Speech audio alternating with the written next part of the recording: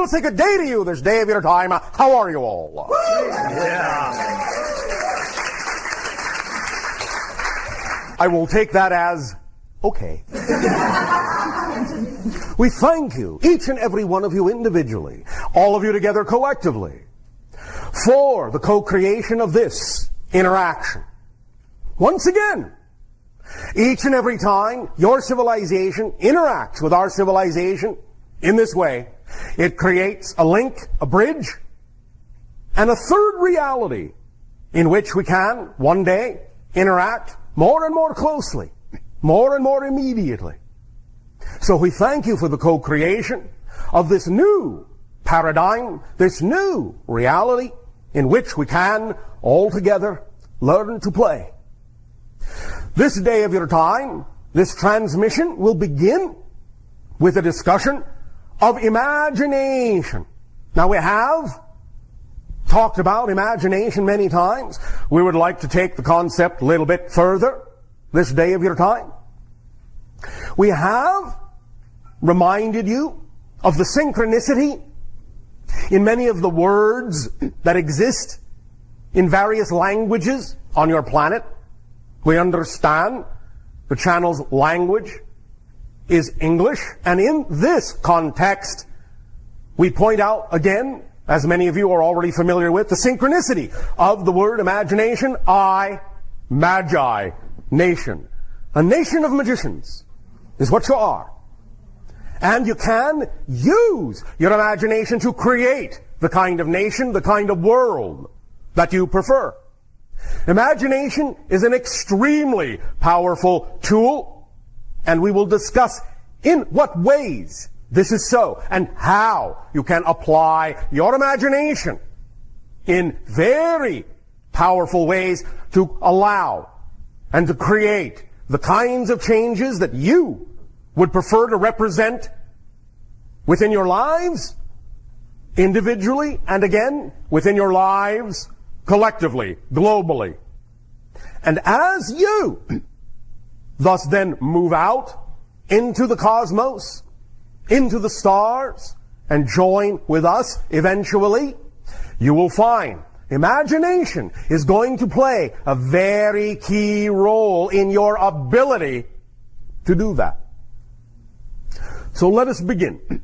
We will remind you, first of all, that we have talked about the idea that imagination is the conduit between your higher mind and your physical mind.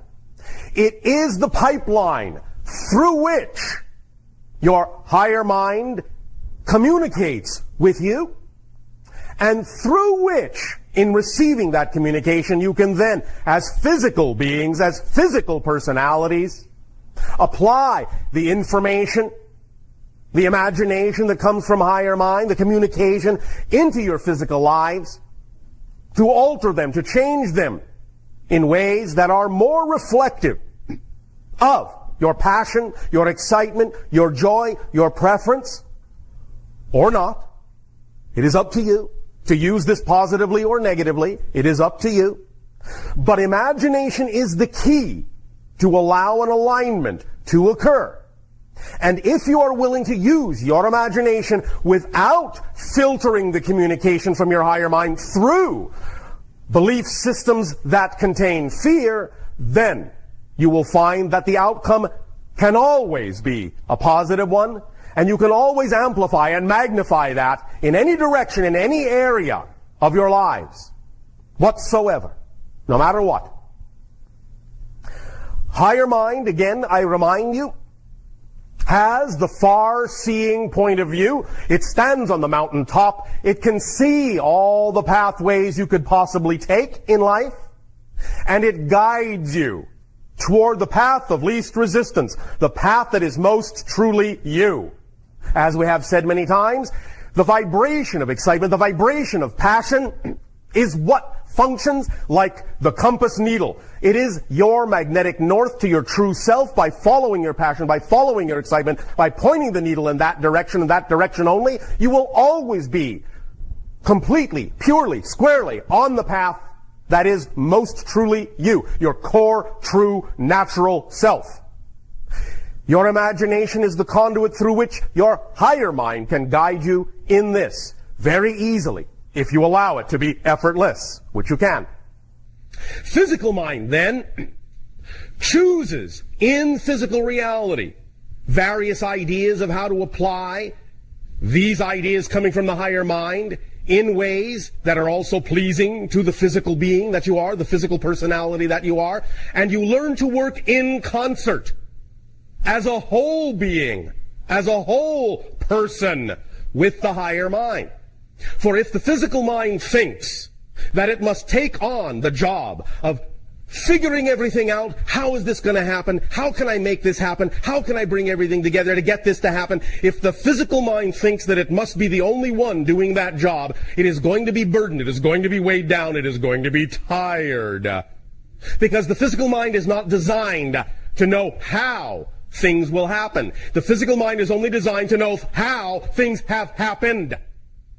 The idea is thus then to trust the higher mind to let you know that if the higher mind is sending you information that pushes you in the direction of your passion and you trust that, what the higher mind is telling you is that by following your passion, the how will be taken care of, because the higher mind can see how you're going to get there, and the translation of that how through the imagination is the physical sensation of excitement, joy, passion, and love. That's how the higher mind speaks to the physical mind through the conduit of imagination, with those feelings, those vibrations, those energies, those pictures. So the physical mind can learn to relax and not feel it has to carry all the weight of the world on its shoulders for figuring out exactly how everything's going to come into manifestation in its life. You can allow the higher mind to guide you in that, and you can relax and ride the wave of the energy that the higher mind sends through the imagination and allow things to unfold in a synchronous manner, in an effortless, joyful, creative, loving manner. And thus then find yourself flowing through life. And even if the path that it leads you down may seem to be going left, going right, going here, going there, going where you least expected it to go, that is cause for celebration. Because as we say in our world, anytime something unexpected comes up, you want to say congratulations. Now you know you're really following your joy and allowing your life to unfold synchronously in front of you without it being so planned out, so rigidized, so insisting that it must be one way or another. Because if you really are open to the idea of what your higher mind can do through your imagination, it will almost always bring you something that is even more exciting than the physical mind was capable of actually picturing. So when you insist that it must be a certain way, you're actually limiting the ways in which it could actually come to you that might even be more exciting than you are actually capable of imagining. But imagination can act as the guide, the initial visualization mechanism to at least give you a bearing, give you a heading. And you can use that picture as a symbol to represent the energy, to symbolize the energy of the reality that is representative of your highest joy, of who you wish to be. But if you rigidize that picture and insist that it must turn out that way, then you're actually fighting against the flow of your higher mind. If you relax that it could come to you in another way and that what you're picturing is just a representation of that reality, then the energy can flow and you may find yourself winding up in a situation that is even more wildly fantastic than you were at first capable of picturing. Now, here is something else that is very important to understand about what imagination is. First of all, of course, understand it is a state of being. And any state of being causes certain kinds of states to exist in the neurology of your brain. When you are in an imaginative, creative state, your brain, the neurology, the way the electrical pathways flow will be different than any other state. Here is something that is important to understand.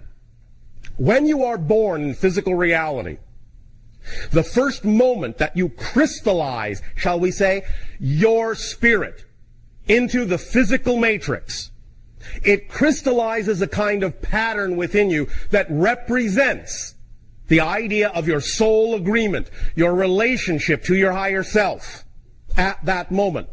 What happens to it from there on will depend upon a lot of things, including input from your parents, society, so on and so forth. But that core agreement, that core relationship will always exist.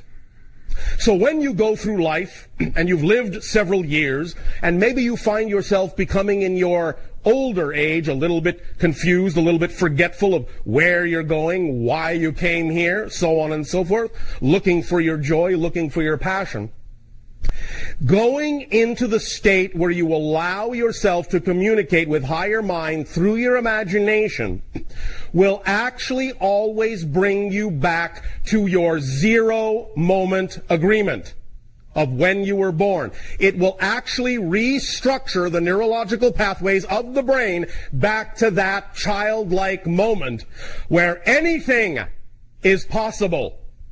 That's what's key to understand about the function of imagination in your physical reality. It's your reset button. So when you find yourself feeling lost, feeling confused, feeling at odds, go into your imagination. Open up the conduit of communion between your physical mind and higher mind and push the reset button.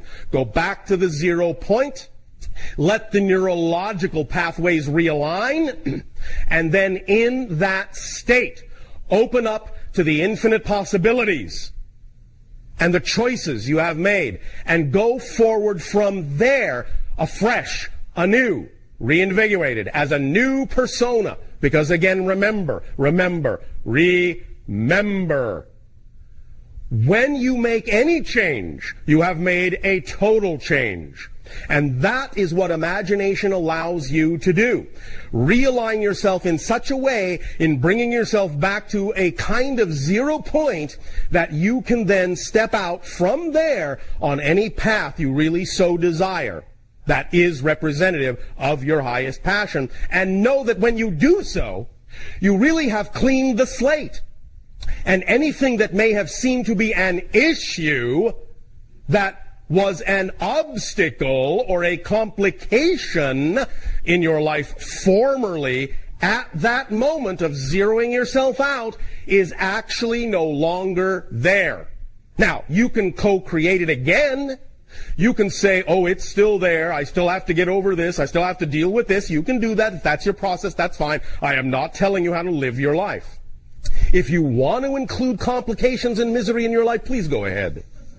I will not stop you, because if that's what gives you, quote-unquote, joy, then by all means go ahead and involve yourself in that idea of struggle.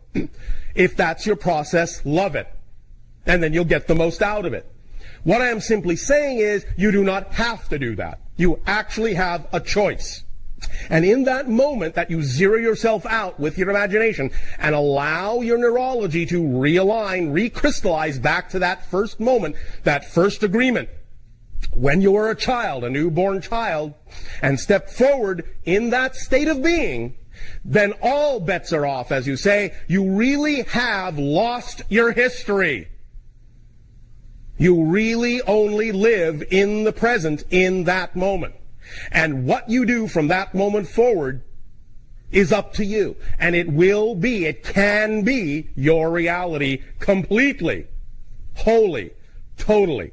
Now, we have talked about the idea of imagination in context to the concept of all that is. The universe, if you will, the multiverse, creation in totality. Whatever you wish to label it, it doesn't matter. And then we spoke about the idea of understanding this. You cannot imagine non-existence. Go ahead, I'll give you a minute, try it out. There, you see? Couldn't do it.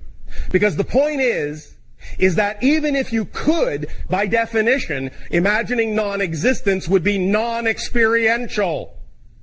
Therefore, how would you know you had done it? You would have no experience of it. And in having no experience of it, in that context, it isn't relevant. It doesn't exist. Therefore, conversely, anything, everything that you can imagine is somewhere, somewhen, somehow a reality, a real reality. It may not necessarily be relevant to the reality you are creating on Earth, but it is nevertheless real in some parallel dimension, some other reality, whatever you wish to label it. Whatever you imagine is also happening simultaneously with the reality that you are actually physically experiencing. So if in your imagination you do imagine you have 3 arms, wings, 4 eyes, and are purple, there is a reality where such a being, such a version of your soul actually does exist. It may not ever cross paths with you on Earth. You may never know that until you go to higher planes where you can see more of your soul's creation, and then you will go, oh yeah, there I am. Doing that thing in that universe with that kind of a form for that kind of a reason, because that's a symbol and a reflection of that kind of path and that kind of an experience.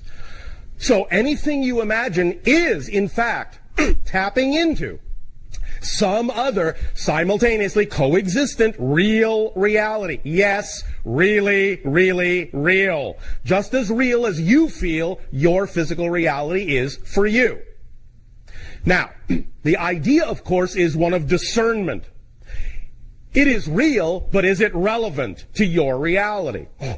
The idea of following your joy, following your passion, it's not to say you cannot create that here, but it is highly improbable, not impossible, but highly improbable based on the agreement you made to participate in the co-created mass consensus reality of Earth at this point in space-time, as you have created it.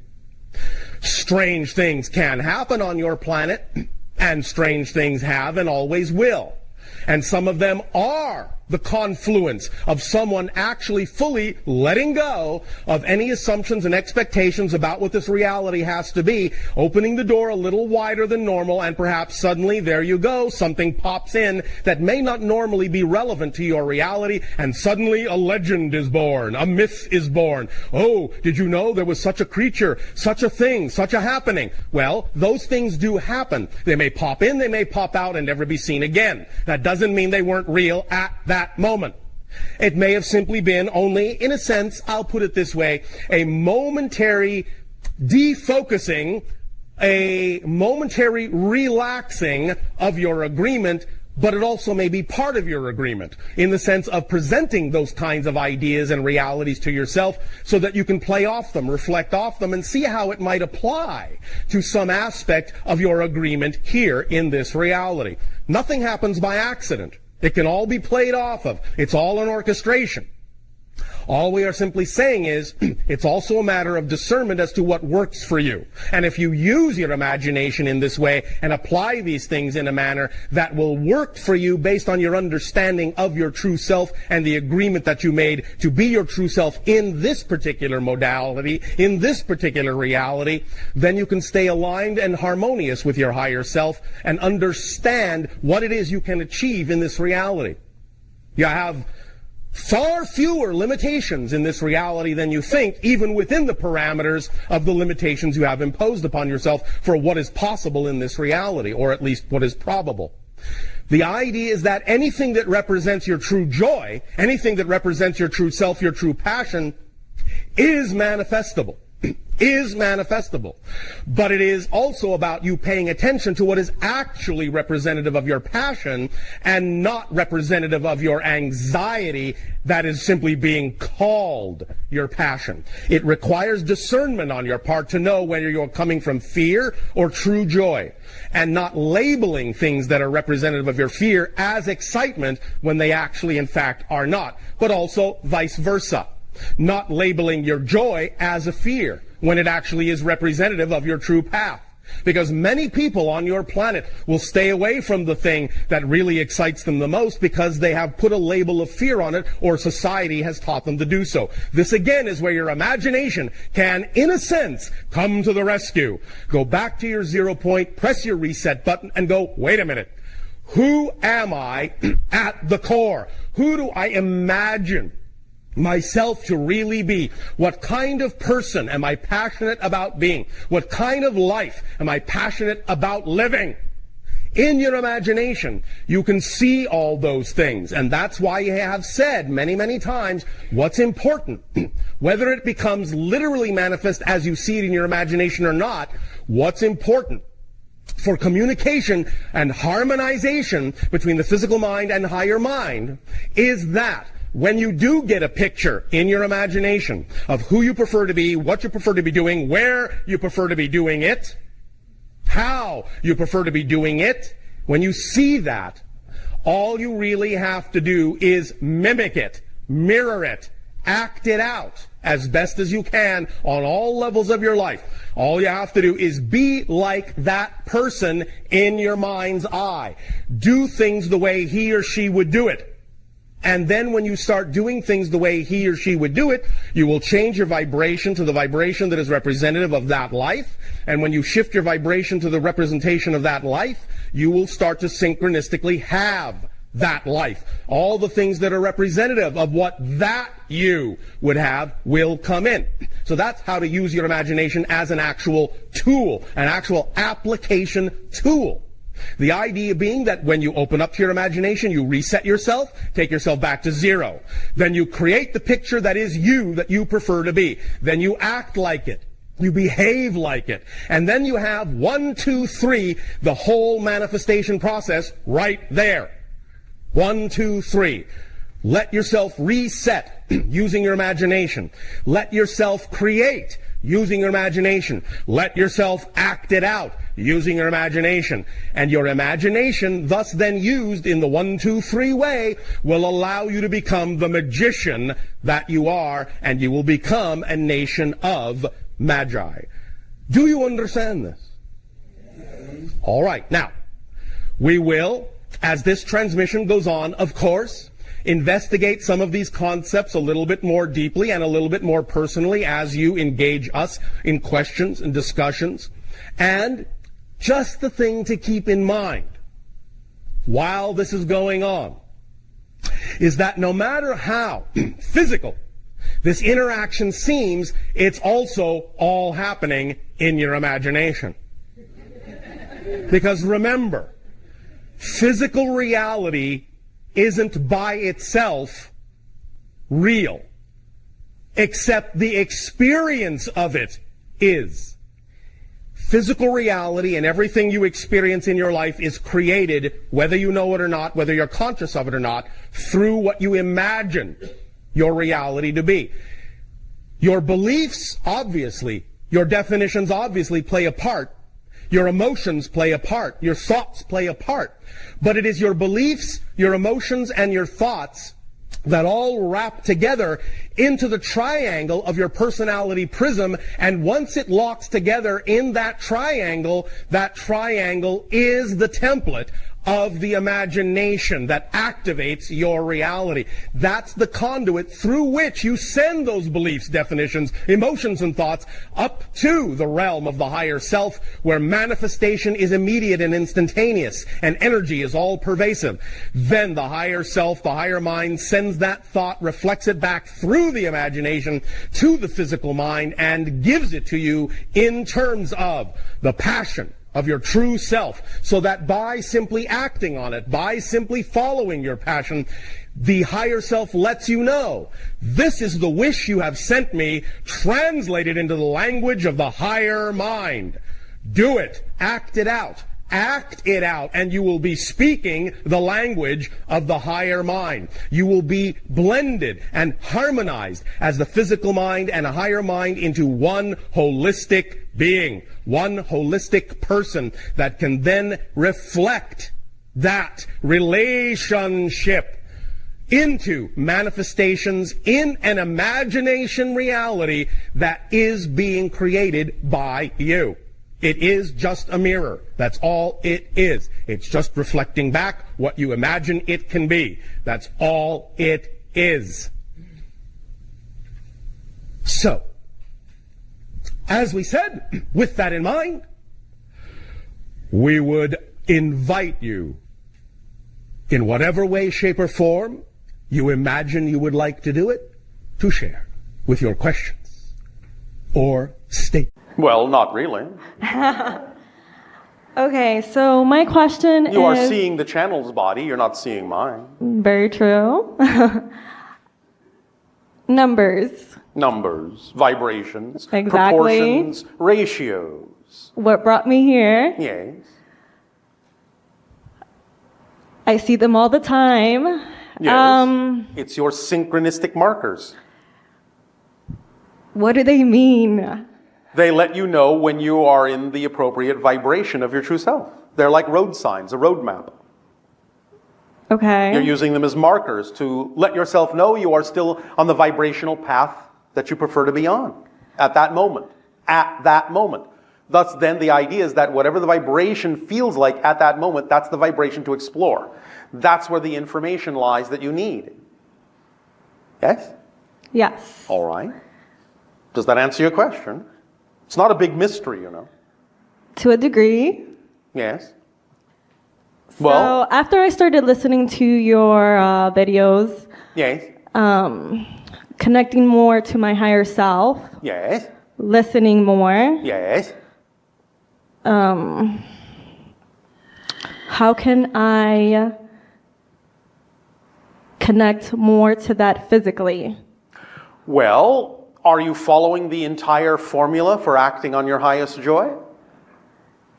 I am, until I have that arrow in the unexpected direction. Then why isn't that included in the definition of your joy? Why is that made to be an exception?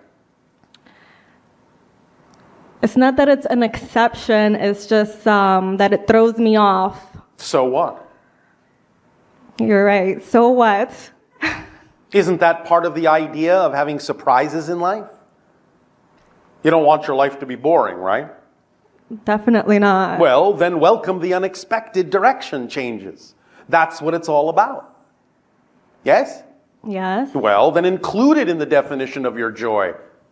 Because you are making it an exception, or it wouldn't throw you off. You would recognize it as a change of direction that serves you. You wouldn't have a question about it at all if you weren't defining it in some way as something different from your joy. You're saying it doesn't belong there somehow. But it does. Okay. It's just that when I'm led by my emotions, Yes. it throws me off, and then But your emotions are there to get in touch with what beliefs generate them. Remember, belief comes first. You cannot have an emotion without believing something to be true first. So if you're having a certain emotion, it's telling you you have a belief that generated this. If you don't prefer the feeling and you don't prefer the belief, find out what you would have to believe is true about yourself in that circumstance in order to generate that feeling. Then change that belief if you don't prefer it. Okay. So use the emotion to find out what the belief is. Okay, I've been working on that. Well, all right. Then how long will you continue to work on it as opposed to simply using it? I have used it. Now and then, yes, but obviously there are times when you don't, or we wouldn't be having this conversation. You're right. I know, that's why I said it. So it's only about the times you don't do that that we're focused on, yes? Yes. So find out why you're making a difference between the times you use it and the times you don't. Because that's the only reason you don't use it all the time, is because in your definitional belief system, you're making a difference between this situation and that situation. Okay. Manifestation. Manifestation is simply the recognition, the ability to see, the ability to perceive what was heretofore invisible to you, but has always been here. Yes. And so? And so I visualize. Yes. And? To become that frequency. And? It doesn't always happen. Congratulations! Remember when I asked you if you were using the entire formula of excitement? You said yes, right. but you just said no. Okay. Do you remember the entire formula? This goes for visualization as well. Would you like us to repeat it? Yes. Is everyone paying attention? Yes. Act on your highest excitement every moment that you can to the best of your ability, taking it as far as you can until you can take it no further. Are you paying attention? Yeah. With zero assumption, insistence, or expectation as to what the outcome ought to be. Zero. How do you let go of those expectations? I'll tell you, thank you. You let go of the expectations by understanding that whatever your physical mind is capable of expecting or whatever your physical mind is capable of visualizing as an outcome falls way short of what your higher mind could actually bring to you. So when you understand that by simply adhering and insisting on the physical mind's interpretation that you're actually limiting the outcome, maybe then you'll stop doing that. I'll keep telling myself that. When you believe it, things will change. I believe it. Then things will change. Not because you need them to. Remember, you have to decide to be happy for its own sake. You can't decide to be happy because you'll get this if you do. That's called expecting an outcome. That's called putting a condition on it. You're happy because that's the state you prefer, and you don't care what happens. Because whatever happens, by definition, when you're in a positive state, must still serve you in a positive way. So it doesn't matter what happens. Because you understand that the true proof of change is not that the outside world changes. The true proof of change is that you respond differently even if the outside world stays the same. That's how you prove you've changed. And when you prove you have changed, then the outside world knows it's true and will reflect the change. But if you change in order to get the outside effect, you haven't changed because you're still doing it externally instead of internally. And therefore, if you're still doing it with the condition that if you change, the outside must change, the outside reflection knows you haven't changed, and therefore it doesn't. Okay, can you recap? Just to the part where you're saying that you have to change for yourself and not for the expectation. There is no other reason to be happy other than that's the state you prefer. Okay. Don't create any other reason. Okay. And when you don't create other reasons, then everything that is reflective of that happiness will appear in your life. But not because you need it to, because you don't care, because you have simply chosen to be happy for no other reason than that's what you prefer. Okay, It's again like the idea of looking in a mirror and seeing your reflection frown. If you sit there and go, I will smile when you smile first, you're going to be standing there for a long, long, long time. But if you say to the reflection, you know what, I don't care if you smile back, I'm going to smile because that's what I prefer. Well, then what happens in the reflection? It smiles back because it doesn't have a choice but to reflect what you truly are for its own sake. Not because you need the reflection to smile back, just because you feel like smiling. Yes? Yes. Does that help you? Yes. Thank you. Okay, lucidity and dreams. Dreams. Yes, dreams. What about them? Okay, is there a permission slip to gain more lucidity into my dreams? Absolutely. Tell me. Well, there are many ways to go about it. One technology permission slip that has now been invented on your planet is what is called an REM mask. You wear it while you're sleeping. It generates a flash of light in such a way as to remind you, because the light enters the dream and the light reminds you that you're dreaming. So then if you allow yourself to remember that that's what the light means, you'll wake up in the dream. You'll be lucid. And at that moment, you can actually send a signal back to the mask to stop flashing so it doesn't interrupt you. So, look it up. All right? Thank you. Thank you. Okay, one more. Now one more. Okay, can you tell me about the energy centers in the chakras? Yes, I can, but not now. Okay. Fine. Thank you. All right, bye.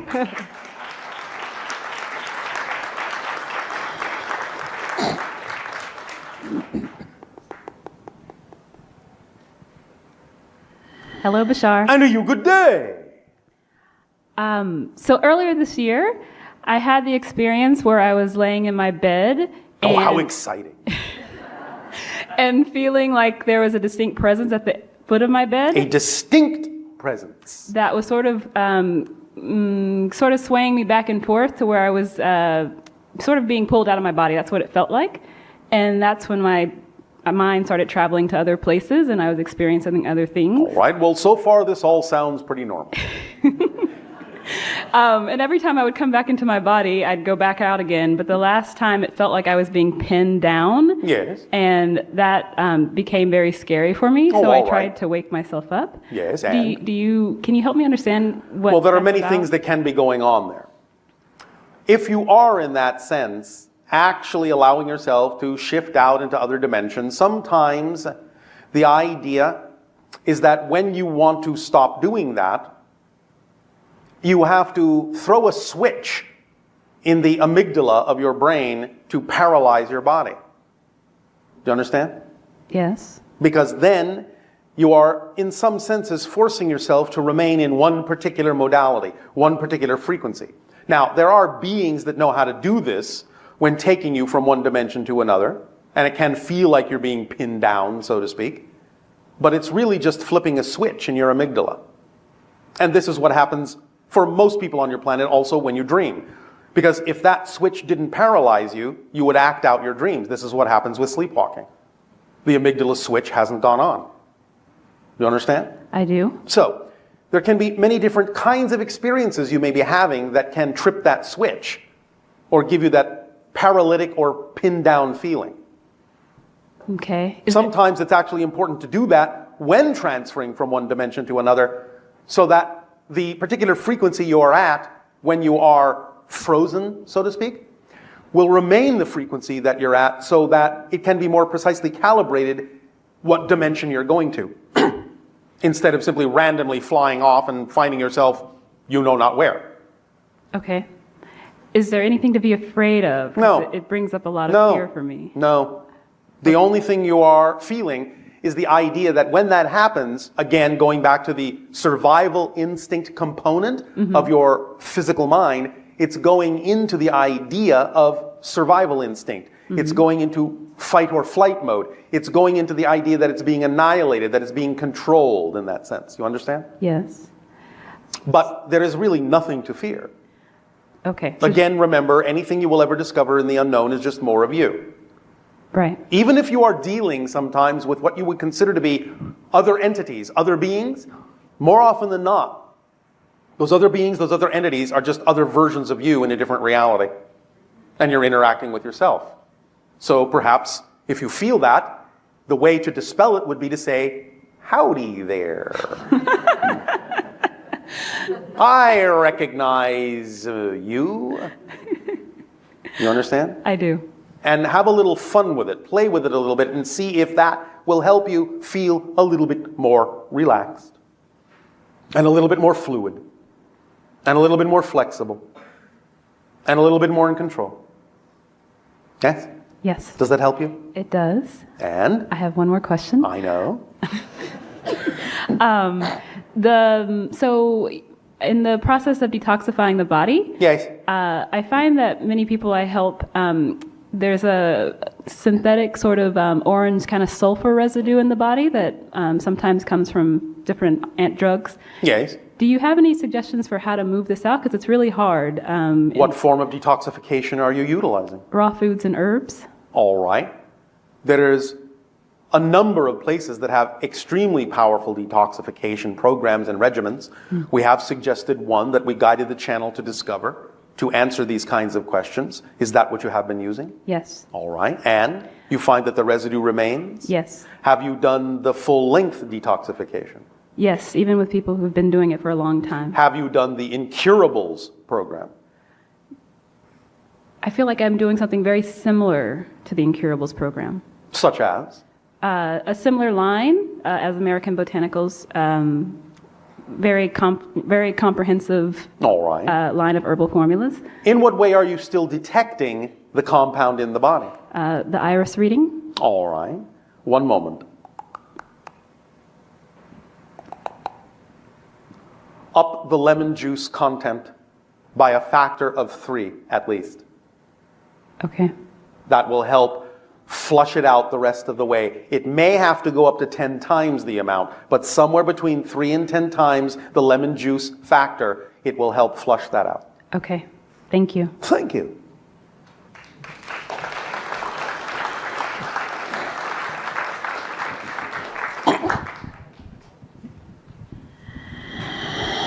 Hello, Bashar. And to you, good day.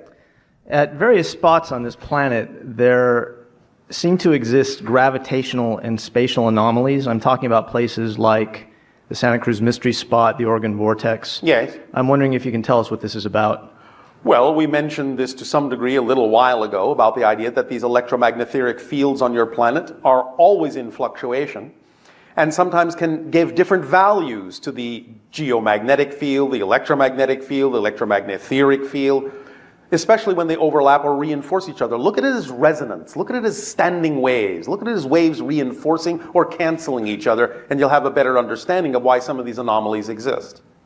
Because there are certain balance points, shall we say, on your planet, being that it is a kind of a crystalline form, certain nexus points, whereby these overlaps may be reinforced in higher degrees of probability than other places. And thus then you may find that some of these anomalies will happen in those places more likely than others. Does that make sense? Yes, it does. Are these anomalies centered at some particular point, say under the ground, or some point that could be located via an experiment? Yes. Some of your electromagnetic sensors are somewhat sensitive enough to pinpoint these things. And can you tell us a little bit more about specifically the phenomena that are occurring in these spots? There seems to be an anti-gravity phenomenon, and some people claim they're time shift phenomena as well. Well, in a sense there are, but remember, time shift phenomenology isn't really anything more than shifting by a greater degree to a parallel reality that's coexistent. Because there really is no such thing as time travel, because everything exists at once. So even when you think you're going into your past, it isn't your past. It's simply another parallel reality that looks like your past. Okay. Does that answer the first part? Yes, it does. All right. Yes, it does. And again, the idea is that there will be shifts in all of these ways. These portals, some of them are stronger than others. Some of them are more connected to other dimensions than others. One very strong portal on your planet is that which you refer to as the Bermuda Triangle. The idea here is that it is a great overlap portal, multidimensional overlap portal. And many different kinds of things can find their way through it. Those that know how to utilize it, those that know how to set up a resonance field in order to utilize it, can navigate in it to different dimensions.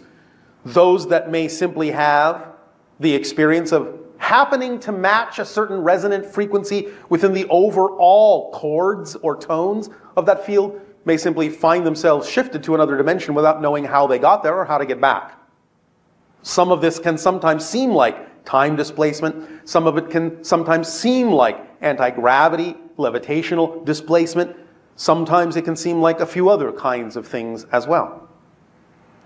I see. So you're saying it's a sort of dimensional shift that can appear to manifest in various ways. Yes, because there are always dimensional overlaps. And it depends upon the resonance and the overlapping harmonics of the different kinds of energy fields that determines exactly how that portal is experienced. It's like a switching track in a sense. It's always fluctuating in terms of its direction, in terms of what it's connected to, in terms of what it's anchored to a great degree. Does that make sense? Yes, it does. Right. It's really more like music than anything else. There are places where everything harmonizes, and there are places where things are discordant. It's sort of like that, although that's an oversimplified definition. And sometimes it will change, because these things are always fluctuating. When you can map them and understand them, you can learn to use them navigationally or in a variety of ways. You could, by finding the right frequency in the Bermuda Triangle, create what might be kind of a crystalline looking glass device. This crystalline looking glass device, when pitched to the right frequency in that particular portal area, or a few other portals around your planet, would actually allow you to see images from parallel realities, including what you would think of as your past or your future, even though they are simultaneously concurrent. Does that make sense? Yeah. Now, one moment.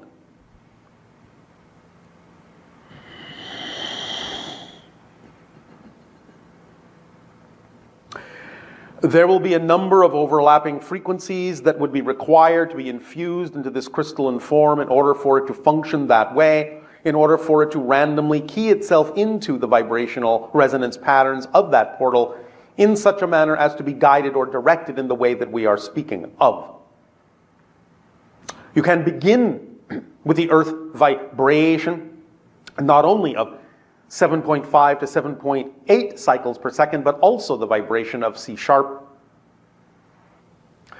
And if you begin to explore there and have sensitive enough equipment with the right constitution of crystal window, and maybe even what you would call the liquid crystal windows, so to speak, might be capable of doing this if you fluctuate them at the right frequency, you'll begin to see forms forming, shadows forming in these windows at the proper pitch, at the proper resonance, that will be indications of consciousness expressing itself in other dimensions. Does this make sense to you? Yeah. Does this help you? Yes. May I ask a related question? Yes. In Peru, there are various artifacts that appear to be gateways carved in blocks of solid stone. Yes. Can you tell us what these are about? Well, there are different types. Some of them were to some degree what we're talking about, but in a different way. These gateways, when carved in a certain proportion, out of a certain mineral, contained a certain resonance that allowed people who knew how to match that frequency to be able to become what you would call clairvoyant, to see into other realities. Clairsentient. Does this make sense to you? Yes. So in that sense, it was a similar idea, but it happened within the person, not within a device, other than the fact that the doorway itself surrounded them. Does that make sense? Yes. Does that help you? It does. May I ask, is there a particular modality that one could use to activate one of these devices? If the device, you're talking about the doorways? Yes. If the device is still intact, or can be made to be intact, or a new device, a new doorway carved that contains all of the proper proportions and ratios, then again the idea of meditation in that space and also aligning with the gamma frequency can perhaps begin this process again. At the same time, there is another such device referred to in your language as the psychomantium. Are you familiar with this? No, I'm not.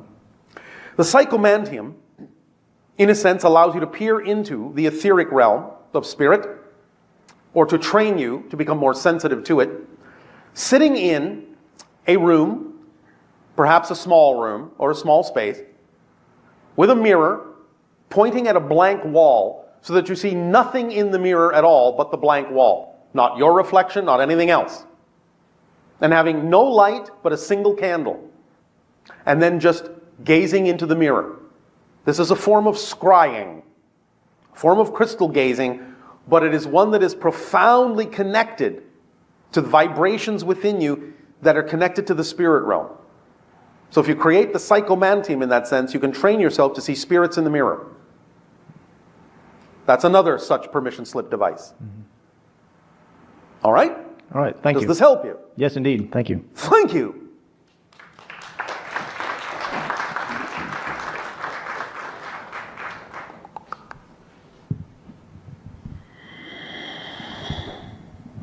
Gracias.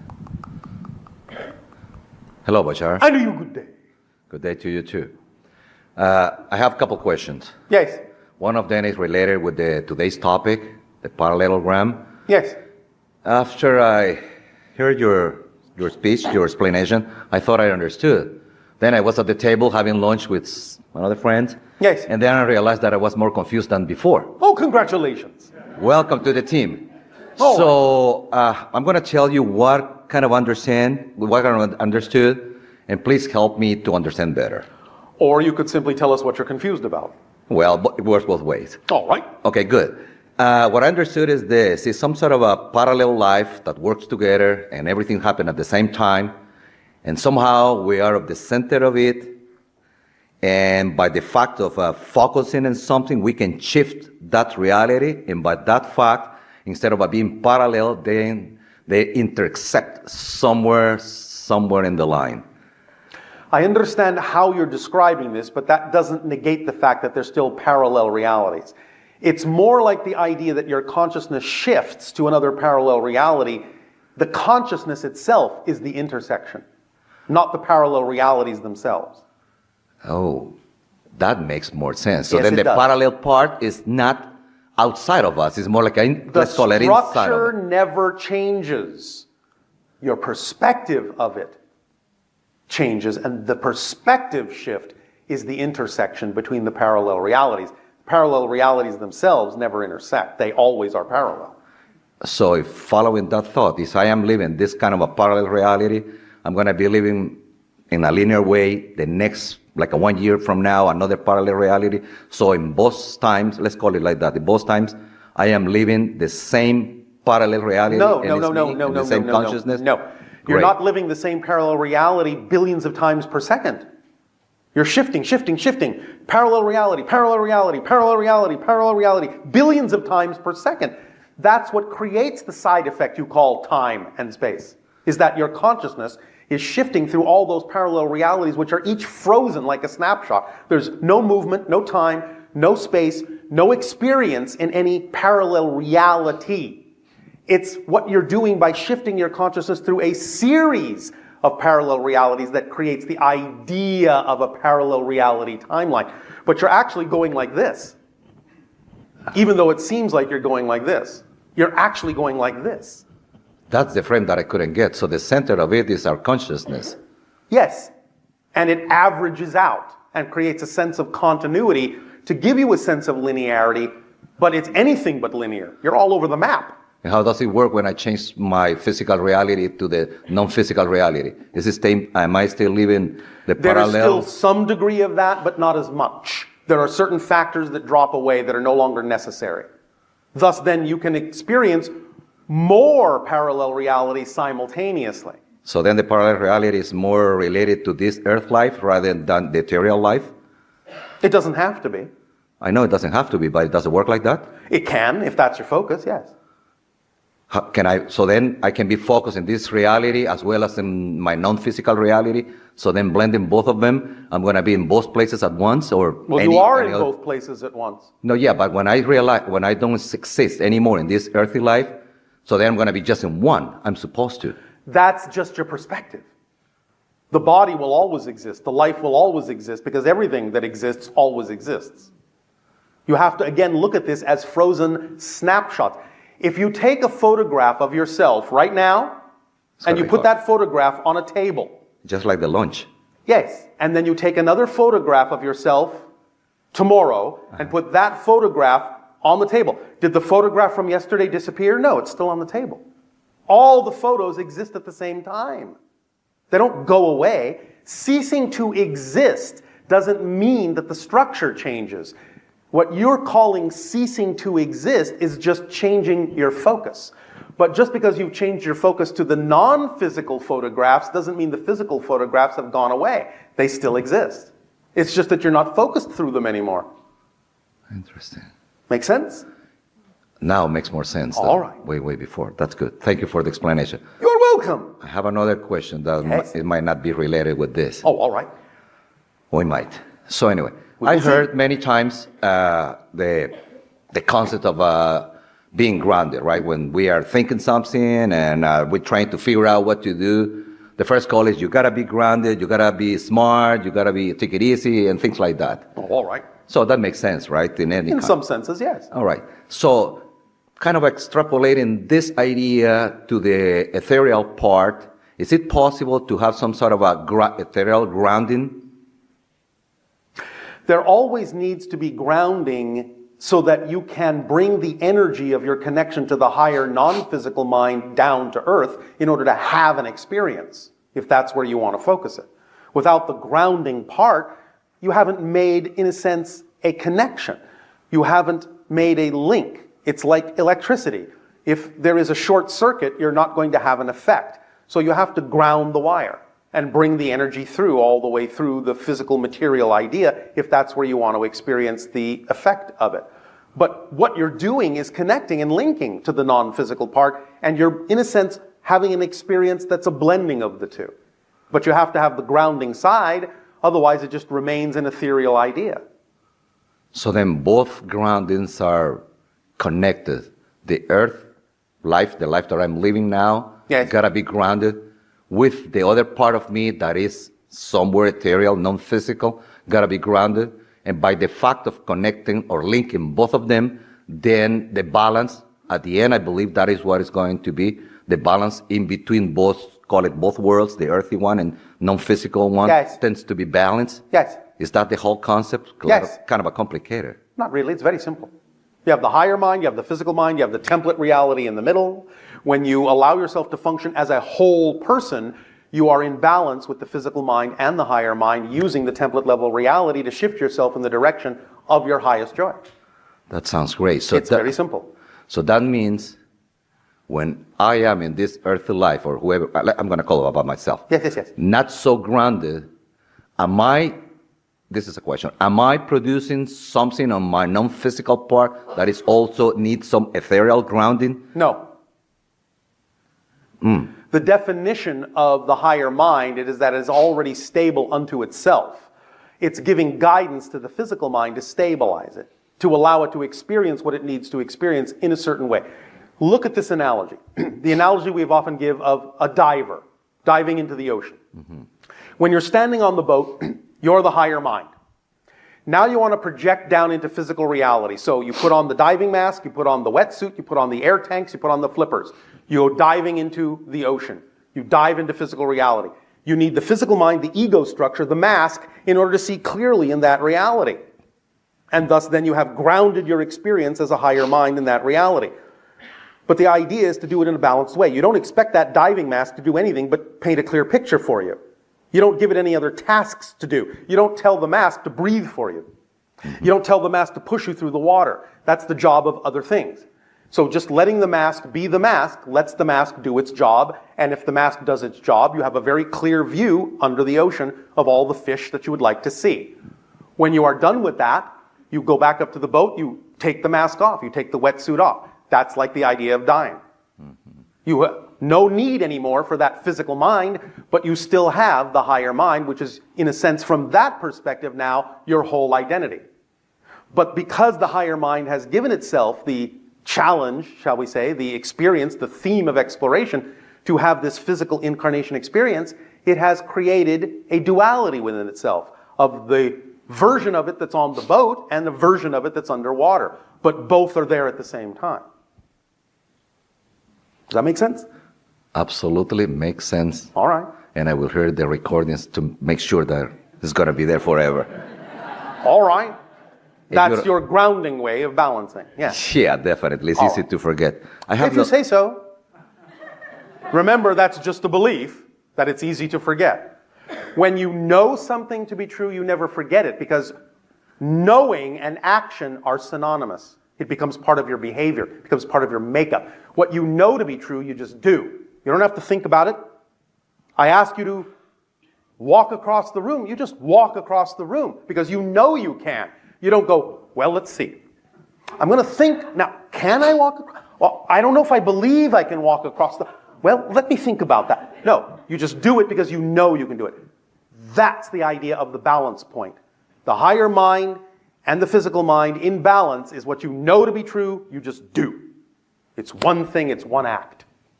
Inseparable. Yeah, I got that one right. Oh, all right. Congratulations. Thank you. Thank you. Okay, no more chance for another question. Did they thank you bye, or No did more I have chance? Yeah, no more chance to ask you another simple question. Are we rolling dice? Are you flipping a coin? Sometimes I am. Would you like to take a coin out and flip it? I would like to ask the questions. Oh, well, all right. Then you have taken it out of the realm of chance. That means yes? That means yes. Okay, good. This is out of this context. I had some sort of, I would have put it in these words, some sort of a dream.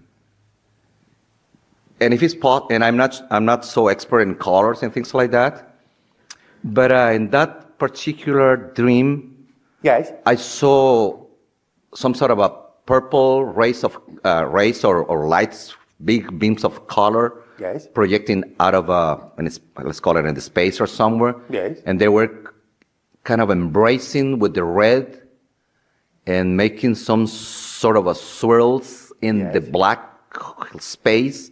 Yes. And at the same time, in the middle of it, some white light joined to it. Yes.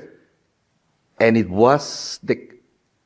kind of a confusing dream. And in the middle of it, I saw more like the birth of the planets. Yes.